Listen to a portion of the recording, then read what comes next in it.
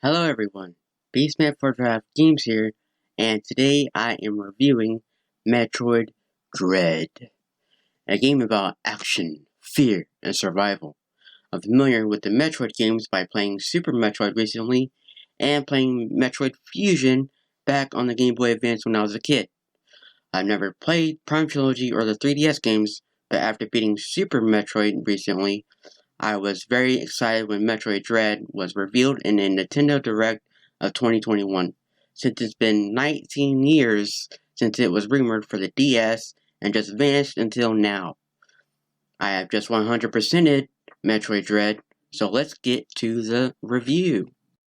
Metroid Dread is a 2D action platformer that takes place on the planet of ZDR, with the story taking place right after Metroid Fusion, dealing with the X-Parasite that can infest and duplicate its host.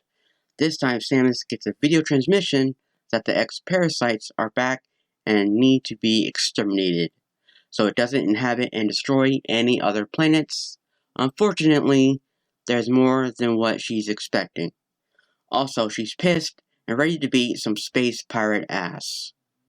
The gameplay of Metroid Dread is your typical Metroid game, except it's much more smoother, fluid, and better polished with great looking environments and amazing looking cutscenes. As Samus Aran, you will be doing lots of exploration and going back and forth, defeating monsters and improving yourself, with new and familiar upgrades to feel like a total badass, progressing near the middle and end of the game. And this adventure can be a tougher challenge than previous journeys, being a space bounty hunter. There are harder bosses to fight depending on your skill level and experience with past Metroid games. At first the game doesn't tell you where to go, but Adam, your AI assistant, will give you clues on where to go next. A new enemy named Emmy, or EMMI, which is a research facility robot that has been hacked to exterminate you and will keep you on edge, as there are rooms with one enemy to escape from until you reach the central unit to gain a weapon to destroy it. Because the enemy are invincible to any damage you do to it, and you have a slight chance to parry when it grabs onto you twice, but it's very small. There are puzzles that can be challenging to get upgrades for your missiles and health energy bar, but once you get most of the upgrades and improve on how you use them, then they're not that challenging. I enjoyed the gameplay fluidity of the movement and using the new and old upgrades, but I did have to get used to the aiming with using the movement stick, as in past Metroid games, or at least Super Metroid. You have to aim using the bumper buttons, the L and R button.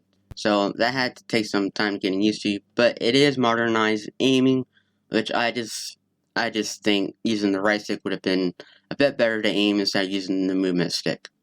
The feeling of the Shine Spark speed boost is really great to use and satisfying to speed up and then charge all that energy and store it and then slam into enemies or a wall to find a secret upgrade, which is really awesome to use.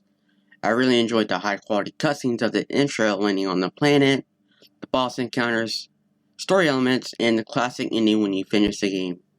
I did enjoy the satisfying feeling of defeating bosses that would give you a really tough time and being able to outsmart the enemy with landing that perfect parry with a small chance and the feeling of getting lucky, then destroy the central unit and using the Omega Beam to take down the enemy is such a relief. The environment looks really great and filled with such life and colors once you explore out of the main area that you start from. Although there are more life in the background that I wish you could explore if it wasn't restricted in a 2D environment. The parry counter from Metroid Samus Returns on the 3DS feels really good and is used a lot in this game in boss fights and other situations. Also, the enemies, they always give you a chance to parry them, and it'll give you extra health and ammo. I didn't enjoy the music because it was barely there, and it was mainly a faint atmospheric noise in the background. The Metroid series is known for having memorable atmospheric and epic combat music, but in this game there is little of it. I didn't enjoy that there are not customized controls, while in Super Metroid you could change the controls of what to aim and what button to use on how to use your special weapons. But it's a minor nitpick, and I got used to it. Those are the only complaints I have about this game, but I also wish that there were more rich environments than just 2 or 3 areas that stood out. Which Samus spoke a bit more than just showing her emotions through her eyes, but I really enjoyed her body emotions, just being a badass at not showing any fear or doubt about what's in her way while encountering and defeating enemies, bosses, after. I didn't complain much about the bosses and puzzles because I've played previous Metroid games, so I know what to expect. Overall, I really enjoyed Metroid Dread and thought it was worth the very long wait. I would say veterans will love this game, but casual and new Metroid players will not enjoy it as much and will find it a tougher challenge to get through, but I would recommend trying out the short demo just to get a feel for the combat and exploration. If anyone has played this game, what did you think? Comment down below and be sure to like, comment, and subscribe, and hope you enjoyed my review. Peace out.